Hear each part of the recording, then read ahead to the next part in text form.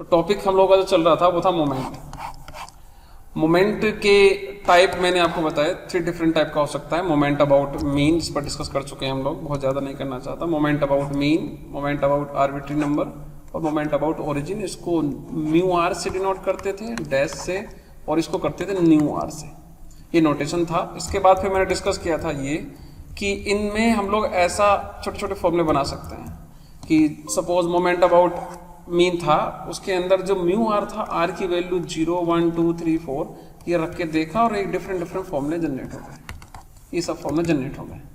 ठीक है, इन फॉर्मूलों को आपको लर्न रखना है, कुछ दिन हम करेंगे तो अपने आप ही समझ में आने लगेगा। आगे हम लोग बढ़े, इसके बाद मैंने कुछ ये एग्जाम्पल लिए थे, इससे सब पुराने लेक्चर का डेटा है ये। ठीक है, अब आगे बढ़ते हैं। ये भी मैंने आपको होमवर्क दे दिया था। ठीक है, चलिए ठीक, अब हम लोग आते हैं, जरा इस पर ध्यान दीजिए। Relation between mu are and mu are dash और relation between new R and mu R, यानी इसका रिलेशन इसके साथ और इसका रिलेशन इसके साथ। इनकी हेल्प कब हमको लेनी चाहिए, कब मतलब क्यों ये हम लोगों के लिए जरूरी बन जाते हैं, फिर उसको समझ लेते हैं। फिर मैं आपको ये फॉर्मूले बता देता हूँ और फॉर्मूले कैसे लर्न करेंगे वो भी मैं बता देता हूँ, थोड़े टफ फॉर्मूले हैं, इस टाइप के फॉर्मूले हैं। ठीक है, कोई बात नहीं, हम लोग जरा आगे बढ़ते हैं, जरा देखते हैं इसको हटा के जरा। जैसे ये है the first 4 moments of a distribution. पहले मैं एक एग्जाम्पल ले रहा हूँ, फिर मैं वापस वहीं पे पहुंचता हूँ। The first 4 moments of a distribution, first 4 moment about value 35 कोई नंबर है, उस नंबर के अबाउट। अब 3 टाइप के हमारे पास, अगर मैं पीछे जाऊं, 3 टाइप के आपके पास मोमेंट होते थे। Moment about mean, arbitrary number और ओरिजिन। तो आप देखोगे moment about arbitrary number, arbitrary number कहते हैं कोई भी नंबर रैंडमली पूछ ले तो उसको कहते हैं म्यू आर डैश।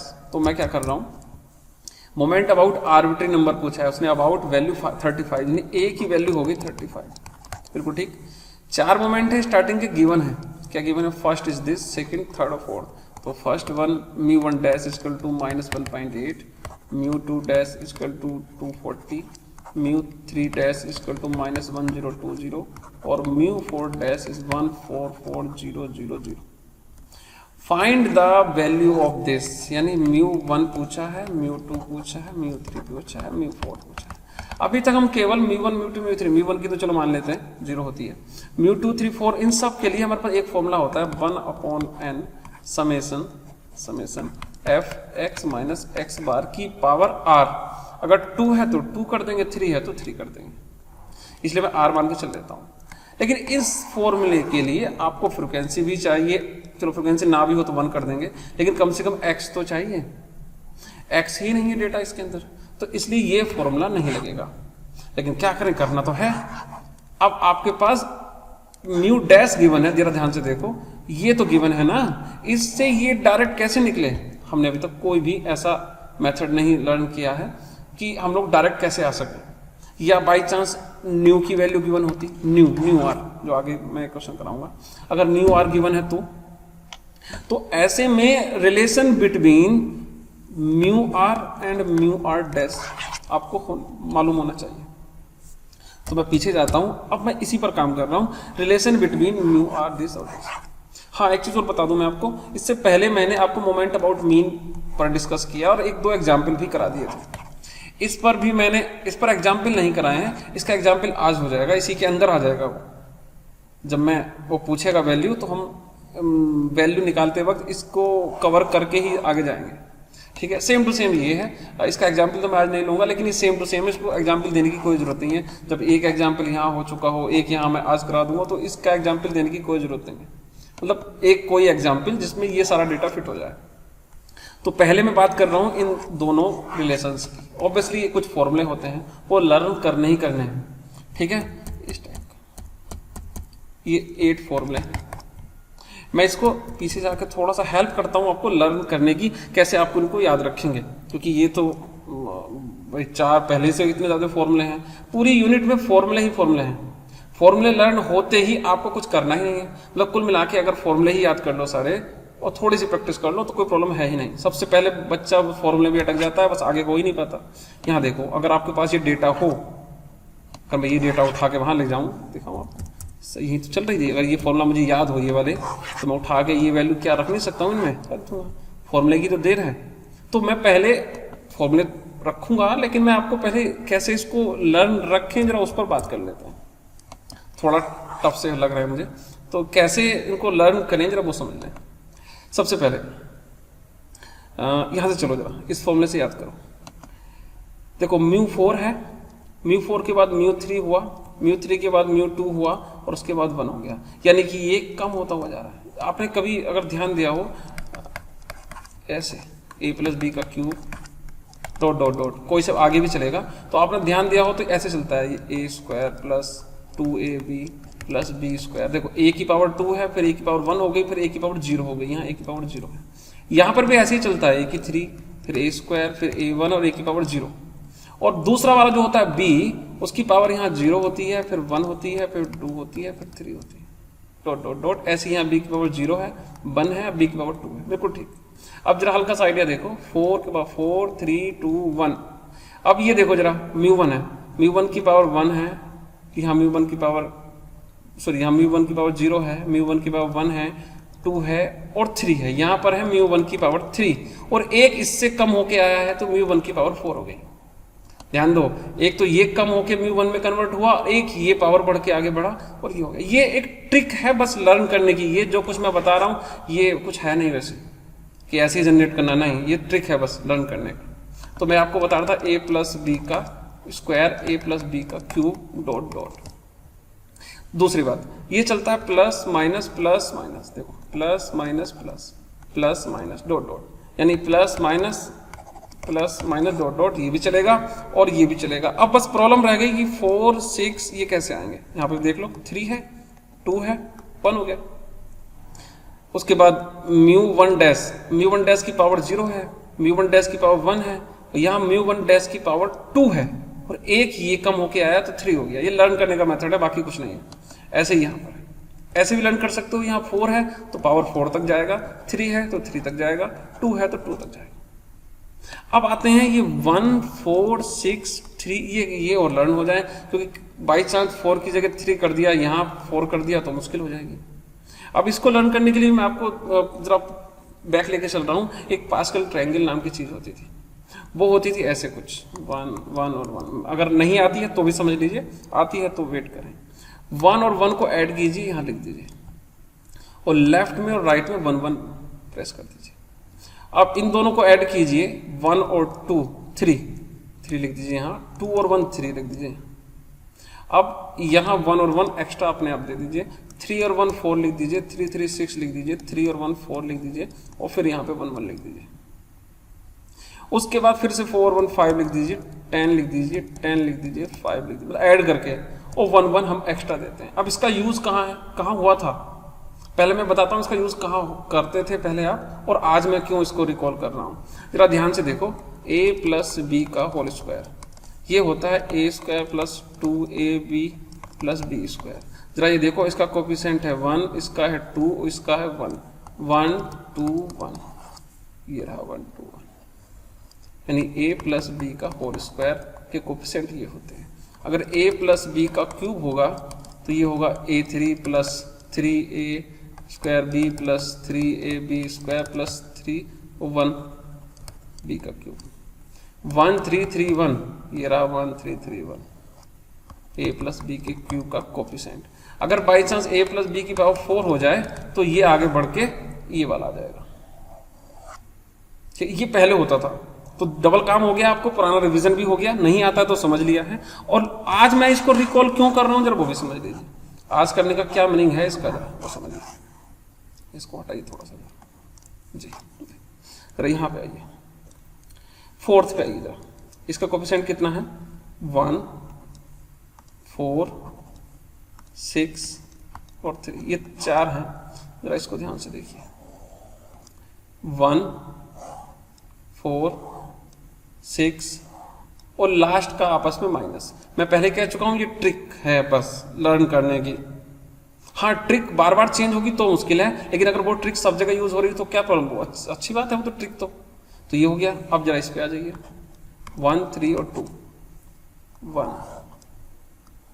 3 और लास्ट के आपस में माइनस, 3 - 1 2। अगर ट्रिक सब जगह एक जैसी लग रही है तो उससे बड़ी क्या बात है, तुक्केबाजी तो चला नहीं रहे हम कि 3 में से इधर घटा दिया इधर माइनस कर दिया। अब इसको देख लो, अगर आपको ऐसा लग रहा तो ये ट्रिक काम करती है कि नहीं। यहाँ देख लो, ये पहला वाला 1 है, इसको हटाओ, इसको हटाइए, ये देखो 1 है, ये रहा 1, और इन दोनों का आप उसमें माइनस, ये रहा, और ये प्लस माइनस पहले ही बोल चुका हूं। तो ये ट्रिक थी छोटी सी इसको लर्न करने की, बाकी आपको करना तो है ही। आप ये ट्रिक अपनाइए या दूसरी ट्रिक अपनाइए। आगे चलिए, रिलेशन बिटवीन न्यू आर और म्यू आर, ये लगभग वैसा सही है। अगर ये ट्रिक समझ में आ गई तो इसमें भी कोई प्रॉब्लम नहीं है। नंबर 1 क्या चेंजेस है समझो, यहाँ प्लस माइनस चलता है, यहाँ केवल प्लस चलता है, नंबर 1। दूसरा, यहां पर भी म्यू 4 3 2 1 चलता है, यहां पर भी लगभग वैसा ही है, 4 3 2 और 1, ध्यान रखिए। बस दूसरा चेंज बस ये है, जो दूसरा वाला पार्ट था ये, वो पार्ट अब ये होगा एक्स बार।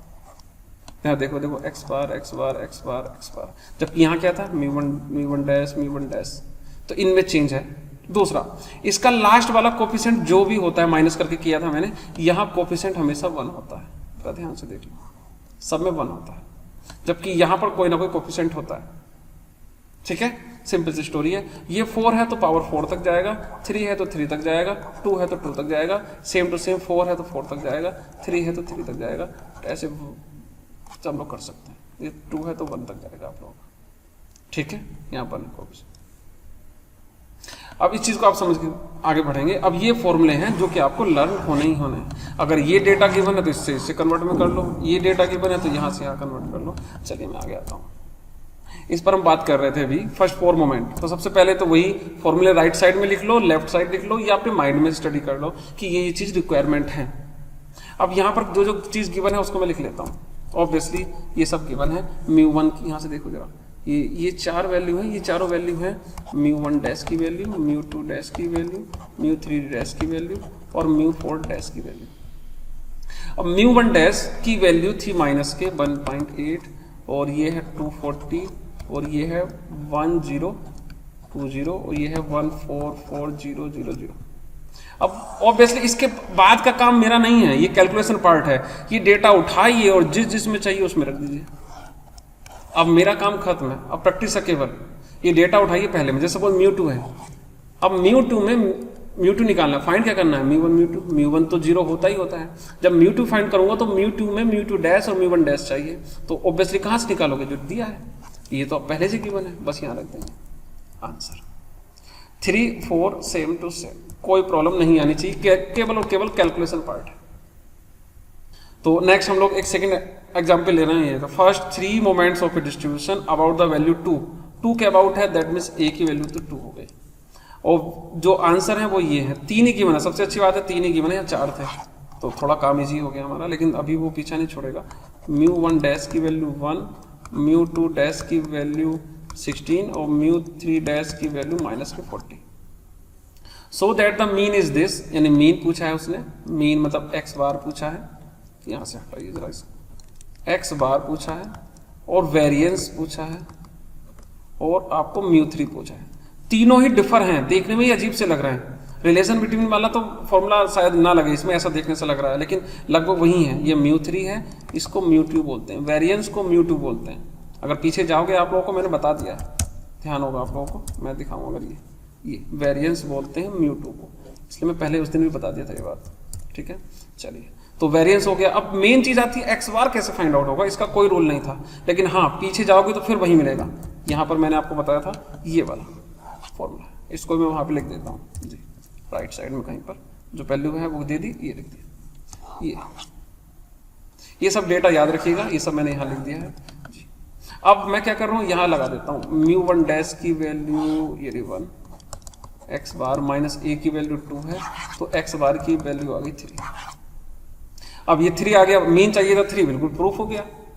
अब आगे ये स्टोरी, अब आ जाइए म्यू 2 ये रहा formula, mu 2 is equal to mu 2 dash minus mu 1 dash, mu 2 dash की वैल्यू 16 है, 16 minus mu 1 dash mean 1 equal to 15 ही तो था यहाँ पर, मैं फेयरली कर देता हूँ, ये आ गया, ठीक है 15 यहाँ पर। अब नेक्स्ट निकालना है हमको fourth term, third mu 3, mu three का फॉर्मूला ये रहा, इसको ये लर्न होना ही चाहिए फॉर्मूला। तो मैंने इसलिए यहाँ पे नोट कर देता हूँ जिससे कि आप लोगों को हेल्प मिल जाए, पीछे स्लाइड ना देखनी पड़े, क्योंकि सब काम ऑनलाइन चल रहा है, आप में से कुछ ने नोट भी नहीं किए होंगे, तो मैं इसलिए ये सब कर देता हूँ आपकी हेल्प के लिए।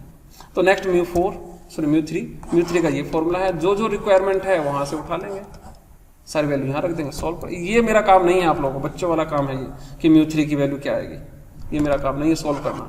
मेरा काम ये था कि ये कैसे हुआ है सबका, ये कर दिया, इतना ही करना था, यही आपका आंसर है। तो नेक्स्ट हम लोग चलते हैं थर्ड आप लोग के एग्जाम्पल पर। Calculate the variance and third central moment from the following data.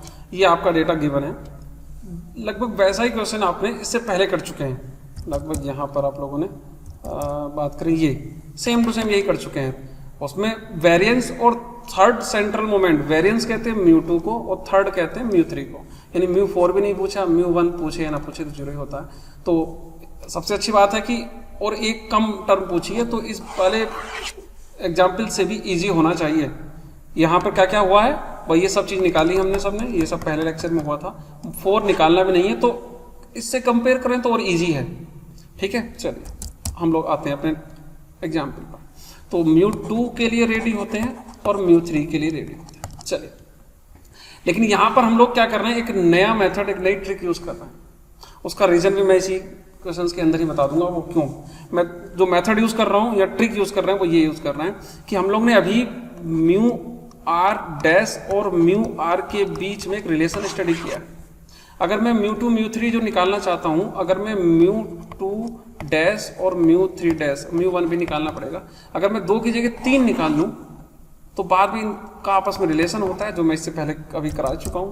यहाँ पर ये रिलेशन होता है, इन रिलेशन की हेल्प से हम लोग क्या करेंगे, इसको कन्वर्ट कर देंगे म्यू टू और म्यू थ्री। ध्यान रखिए, हमको 2 निकालने थे, म्यू टू और म्यू थ्री, लेकिन हम लोग म्यू डैश में जा रहे हैं और कन्वर्ट होके और टफ बनाने की कोशिश कर रहे हैं फॉर्मूले को या मेथड को।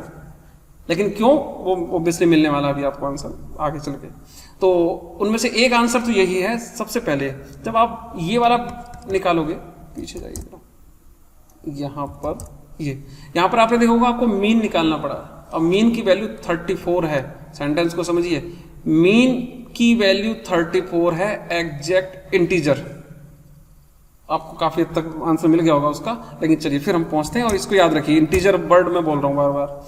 तो यहां पर आपको मीन निकालना होगा, आपको मीन निकालना होगा, और मीन निकालना भी थोड़ा इजी काम तो होगा नहीं। और मैं इसका मीन आपको बता दूं, तो इसका मैंने साइड में लिख दिया था, 3.97265 आएगा, 3.97265। पॉइंट की ये 5 डिजिट लिखी है, हो सकता है इसके आगे की डिजिट भी 1-2 और हो, 5 डिजिट तो आपके पास है ही हैं, हल्का सा आइडिया।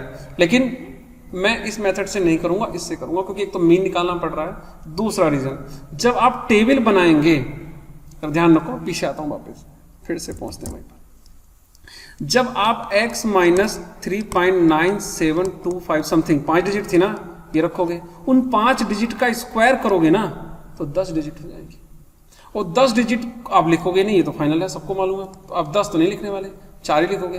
तो यहाँ 4 की बची जो 6 डिजिट हैं, उनका सबका डिजिट को जब सम करोगे तो ये इस टाइप का आंसर नहीं आएगा।